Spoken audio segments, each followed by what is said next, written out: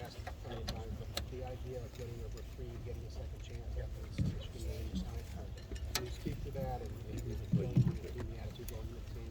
Yeah, obviously that's a possibility, but to be honest, I think all of us are focused on Georgia.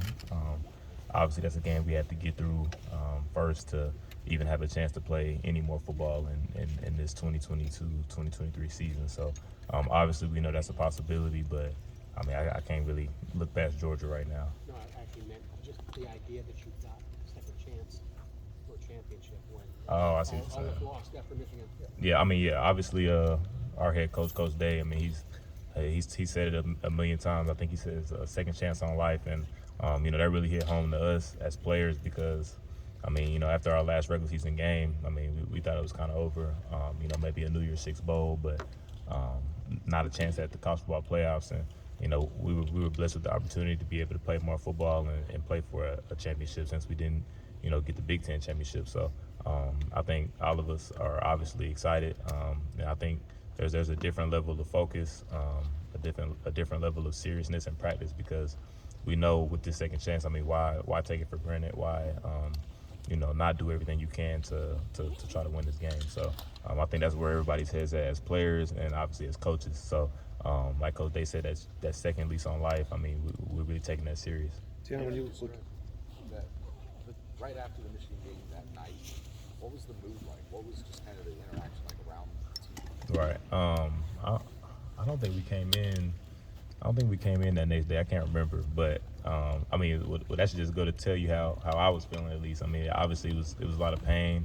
That was our first loss of the season, so it's been a while since any of us have really felt the feeling of losing. So it was definitely tough. I mean, it was a little bit of everything. Feeling sorry for yourself, wondering what you could have did better. It was a whole lot of that going on. But once we got the information that we got another chance, I mean, all of that went out the window. Can't feel sorry for yourself anymore. Now it's what did we do wrong? What can we do to fix that? And how can we show on the 31st that we're the team that we were the majority of the year this season. what were the vibes around those practices before the announcement? When you guys, I mean, you're trying to Yeah. work on stuff, but you're not really sure what you're working for. Right. Yep. We definitely. I think we only had like a couple practices, but just to keep that edge. But I mean, it's tough. It's tough to come back on the field, knowing the last time you were on the field, you lost a big game. So it was definitely tough. But I think I remember JT, our DN.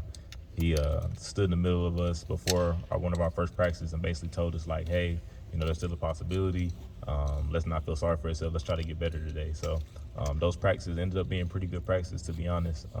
After JT, stood up, young guy stood up and expressed how he was feeling about our possibility to play in the college football playoff still. So we ended up having pretty good practices, even though coming in it you kind of feel the downness from all the players in the locker room before we put the pads on and came out here. But it ended up being 2 really good days of practice. How did it shift once you did know? Right. what Oh, you were doing? yeah. I mean, definitely a big. I mean, we were all watching it, upstairs, and as soon as we saw our picture come up on the, at the 4th spot, I mean, we knew we got a chance. So, and then, once you see that, it's kind of like it's on. Like as soon as we saw it, it was like, all right, it's on. Like we got a chance. Let's do it. So, I think we came back out here maybe the next day or 2 days later and practicing. We've been having great practices ever since. We've been competing good on good all day. To be honest, we haven't really. I mean, obviously our coaches are game planning. Obviously, I mean let's be real, but we really just been doing good on good. Going to best on best. Just trying to get our edge back. Trying to get back to the vibes we had earlier in the year. Before our first loss. So it's been great so far. But yeah, it was definitely a shift. And like I said, as soon as we saw that picture, it was it was like it's on. So. Tanner, when you look at the Was that worked for this defense all year that didn't work for Michigan? Yeah, man, it's a good question. I wouldn't say it was anything really. I guess with the defense, obviously it was explosive plays in that game, but I mean all year we were flying around.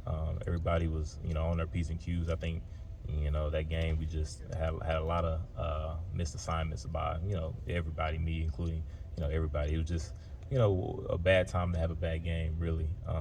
So after watching the film, I mean, we saw that it really wasn't anything that our opponent was doing. It was us. We beat ourselves.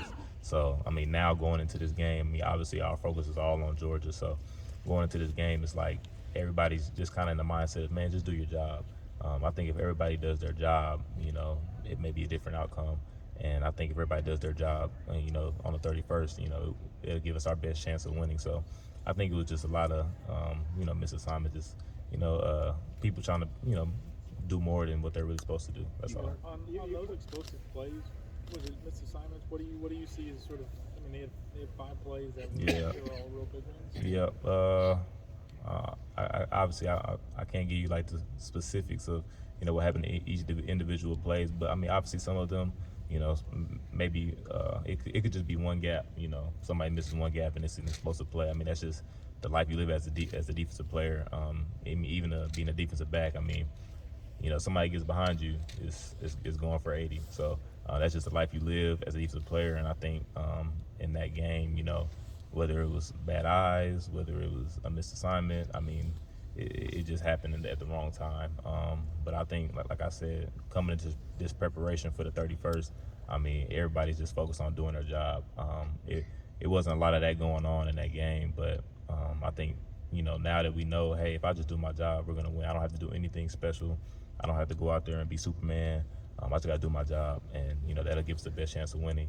I think now, that's our focus. It's going to be a different game. Julian Fleming to your left, Paul. Jim knows better than anybody. Right. He's had a great year. Obviously, Yeah. that was not a great performance by anyone. Right, nah. How have you seen him this week or since, he had a second chance on life? Right. Here? How did he take it? I mean, have you talked to him? Right, yeah, most definitely. I mean, he addressed us. I mean, I've talked to him personally. Obviously, Coach knows, he takes full blame for, anything defensive. I mean, he tells all the time, hey, that's my fault, and I think as a leader of young men, I mean, he does a great job with that. But we also know, we're the ones playing on the field.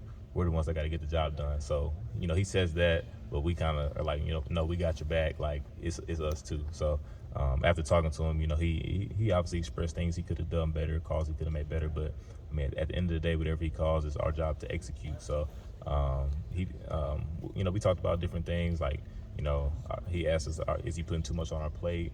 Just things like that. And we're like, no, everybody's got to do their job. So we've all had, a dialogue after that game, him and me personally, him and the team, him and the defense. So I think, he knows that we got to be better. And he's doing everything he possibly can. All of them, the position coaches, everybody, they're doing everything they possibly can to put us in the best situation to be successful on the field. So I think they took the constructive criticism and they're running with it right now and they're doing everything they can. Tanner, he said a bunch of times this year, 5 or fewer explosive plays, you can be undefeated. But in a game like that, 5 plays made the difference. Right, exactly. Does that change from your experience with him in those bigger games? Does that that number maybe become 2 or 3 is all you can handle? Right. I mean, how does that work in a big game like that? I mean, Coach Knows is he's been coaching for a long time, so I think he's had that even since I was at Oklahoma State, the 5 or less undefeated. That's what he calls it. So I don't think it changes. I think 5 is a good number. I mean, he's played a lot. He's coached a lot of football games, but like you said, I think it was way more than 5 that game. But that rule has been reigning true. I mean, obviously you can get away with it when you play, opponents that you're, better than. But when it comes to that matchup game, when you're playing, as Coach Day say, when you're playing against yourself, teams that have the same amount of caliber stars or whatever the case may be, or just athleticism, that really comes to play. That 5 that's undefeated, man, you gotta really tighten up as a defense. You gotta really be able to stop the bleeding as a defense, and those explosives. Those are punctures that'll leave you leaking and you'll bleed out. So, like I said, that was just a bad game, a bad time to have a bad game by our defense. So, but now I think that 5 that's undefeated holds true. So we got to remember that while we're on the field. Tanner, specifically on 2 of the 3 big-time pass plays, one was a missed tackle, but the other 2, basically safeties got run past, you know what I mean? Or lost leverage, you know what I'm talking about. Right. Even a zone turns into a man-to-man at the end of it, right? Right. What were the lessons learned about those 2 plays in particular? Obviously y'all were kind of selling out up front. Go ahead. Yeah. I think just do your job. Obviously in the back end, there's complications to. I mean, our defense is complicated, but I mean, like you said, certain plays, even if it's zone, they turn the man. So, if your job's to stay on top, stay on top. If your job's to, be underneath the receiver, then be underneath the receiver. I mean, it all goes back to just doing your job. I mean, there's not really. I mean, there's a coaching point, but there's not really a coaching point. It's just kind of do your job. Like I said, and that was a big game. I mean, even myself, I found myself like I was trying to make a big play, instead of just doing my job, man. So I think we just all need to, we all went back to the drawing boards, and it's like, it's really simple, man. Just do your job. You don't have to do anything special. So it really all stems back. All those big plays that you guys saw, stem back to, man, just do your job type of thing. Yeah, in other words, it comes down to know where you are on the field and know where you do have help and know where you don't, right? Exactly. And try to funnel it to the to the help wherever side. your help is. Exactly. I mean, there's I don't remember the specific coverage we were in, but I mean, like I said, everything stems back to doing your job. Yeah, one other quickie. With these two tight ends, I know you've looked at them probably ad nauseum by now. Yeah. What is the special challenge they present? Because both of them in their own way are a big play, and one guy's a beast. Yeah. I mean, size, I say size. I mean, Darnell. I mean, I think Zero, he's a really big guy. As a quarterback, I mean, I would love to throw to him just because of how big that target is. I mean, you can kind of put it anywhere, and, he's able to catch it. And then the other tight end, I mean, he's almost like a receiver. I mean, he's just a bigger receiver. I mean, he has a great catch radius as well. I mean, he's a pretty polished route runner, for a tight end. I mean, both of those guys can hurt you defensively. So that's definitely going to be a focus. And they're great blockers. I mean, obviously Georgia has a really good run game, just like, when we played the team up north. So we obviously have to prepare for both the run game and, have really good eyes in the back end to know, okay, they may block, but when they release, let's attach to them and let's cover that. So that's definitely in the game plan. Like I said, we haven't really, in practice at least, done a lot of game plan stuff, but obviously we're watching film and we know what's coming, so I think we'll be prepared. A lot of people say they remind you of Michigan a little bit in the way Michigan likes to play. I mean, like to pound on you a little bit. Do you feel that too? Yeah, I mean, I definitely agree with that. Both really good teams. Obviously, the top four, I think that's 1 and 2. So, and they play similar, man. You got to be able to be tough when you play teams like that, man. You gotta come into that game with a different demeanor, man. You gotta really be prepared to go to battle for 4 quarters, like all game. And I think we understand that, after what happened in our last regular season game, man. We understand, man. We got to be a 4-quarter team. And every single play, you never know what play is going to be that's going to really determine the game. So I think going into this game, man, we got to, with this second lease on life, we really have a different perspective of how we got to come out as the Buckeyes. With a veteran quarterback like Stetson Bennett, obviously he's been playing a while. I mean, when you're watching him on film, is there something to his game that makes it extra special challenge? Yeah, man. Stetson's a really good quarterback, man. He doesn't really get a lot of love. Just because of maybe his, I don't know what the case may be, but he's a vet, like you said, so you can see how smart he is when you're watching film. He doesn't make a lot of mistakes, which is tough because as a defense, you're banking on him to make mistakes so you can get a turnover or whatever the case may be, but he doesn't make a lot of mistakes, and I think that within their offense he fits perfectly. So I mean, it's definitely gonna be a challenge, man. We gotta try to keep him on his toes. Try to throw some different looks at him. Hopefully, get him off track. I think that'll be our plan. But like I say, he's a vet, man. So it's going to be a battle. I have nothing but good things to say about their quarterback over there. Tanner, when you guys give up those big plays, and a lot of them, a couple are like zero blitzes, the others are you're really selling out the stop. Or you're being aggressive, and they're kind of making you pay for it. Yeah. Do you think that will make Coach Knowles any less aggressive moving forward? Or do you think he'll stick to who he is? Nah, I think he'll stick to who he is. And even when he is being aggressive, man, in the back end, we just got to tighten up and do our job because, we're aggressive every game. It just so happened that game, the majority of times we were aggressive, we kind of paid for it a little bit. But I don't think it's going to change. I think he may change, like, when he calls, when he wants to be super aggressive and just sell out, he may change that. But the amount of aggressiveness, I doubt it. I think we just got to tighten up. Everybody just got to do their job. If you got to stay on top, stay on top. If you're a man, just, win your one-on-one. So I don't think there's any need to change. I think we just got to tighten up as players and execute the job when he does call those calls. You mentioned watching the team names be revealed. What's going through your mind when you see TCU and you're just waiting for the number 4 Yeah. team? To be honest, I mean personally, I mean I can only speak for myself. I think I kind of knew, you know, we were gonna be in. Obviously there was some debate and everything, but like I said, I mean as soon as we saw that, you know, we saw TCU go at 3, and we're like, okay. And I'm kind of thinking like, all right, we're 4. And as soon as we saw it, I was like, all right, let's go. Because I mean this is my first time, you know, in the playoffs. Last year, I mean I was at Oklahoma State. We had a shot, lost in the Big 12 championship to Baylor, and lost our chance. So. I've came close but never been in it, so I'm grateful, man. I'm excited. That's a really big stage. I mean, as a college football player, it's what you dream of. So, man, I'm excited to, you know, get that going. Excited to prepare and come out of there victorious. Would you have liked to have been third to get that rematch? I mean, obviously that was a possibility. That would have been great. You know, like I said, I'm focused on Georgia right now, so it's really hard to, you know. Then go back and think, but I mean, obviously before we knew that was a possibility, so we were, you know, we were excited for that. But now that we know we play in Georgia, that's all I can really think about. Being in this position, do you feel like this is why I came here? Yeah, for sure. I mean, definitely why I came here. Definitely why Coach Knowles came here. I mean, this is what I wanted. So, like I said, that's why I'm so, you know, blessed, so grateful, because I came here, you know, to win that championship. Came here to, you know, do all I can as a player to, you know, bring the Buckeyes to, you know, win a national championship, really. So fell short of, you know, 2 of our goals that we had this year.